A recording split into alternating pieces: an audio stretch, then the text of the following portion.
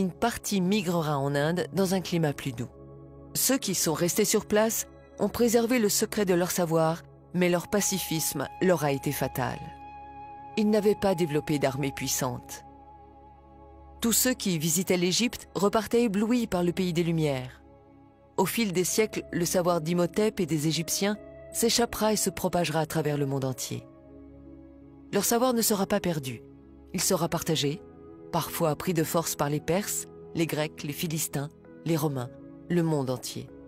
Il sera transmis de génération en génération. Pendant presque 3000 ans, Imhotep a été vénéré comme un dieu. Des pèlerins venaient chaque année de tous les coins du monde jusqu'en l'an 350, date à laquelle Constantin décida de convertir tout l'Empire au christianisme. À partir de cette époque, les temples dédiés à Imhotep le prophète seront détruits et les prêtres massacrés. Les croyances païennes et égyptiennes ancestrales seront toutes effacées. Imhotep sera remplacé par Jésus-Christ et il tombera dans l'oubli. Le traité d'Imhotep sera remplacé par le serment d'Hippocrate. Les Afro-Égyptiens étaient vus comme des dieux pour les peuples qui les rencontraient.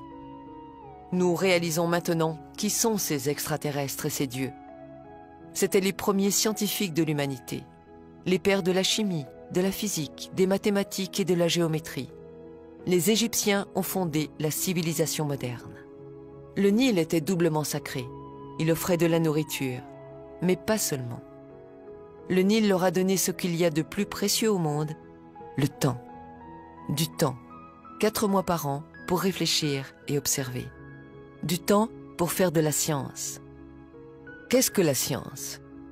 Quelle est la définition de la science même? La science est expérimentale, vérifiable et visible.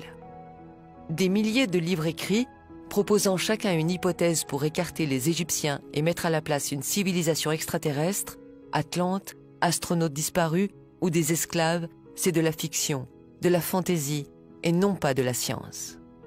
Il n'y a aucune preuve pour affirmer l'existence des extraterrestres. Sans jouer avec les mots et avec la sémantique, sans faire de philosophie, le fait de ne pas avoir de preuves scientifiques est déjà une preuve. Depuis des milliers d'années, nous sommes seuls sur la Terre et nous le resterons pour longtemps encore, seuls, face à nous-mêmes.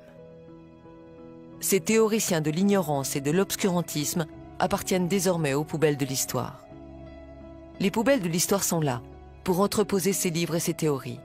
Il ne faut surtout pas les faire disparaître afin que l'humanité puisse se faire sa propre opinion. Croire que le développement et l'intelligence humaine soient venus d'ailleurs, c'est beau, c'est romantique. Nous n'avons pas envie d'être seuls dans l'univers, mais ce n'est pas la vérité. Un mythe disparaît, et plus précisément celui d'une civilisation inconnue.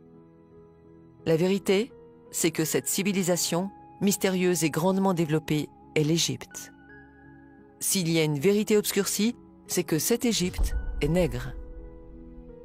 Ils découvriront l'énergie solaire. Sans l'énergie solaire, il n'y aurait pas eu de pyramide.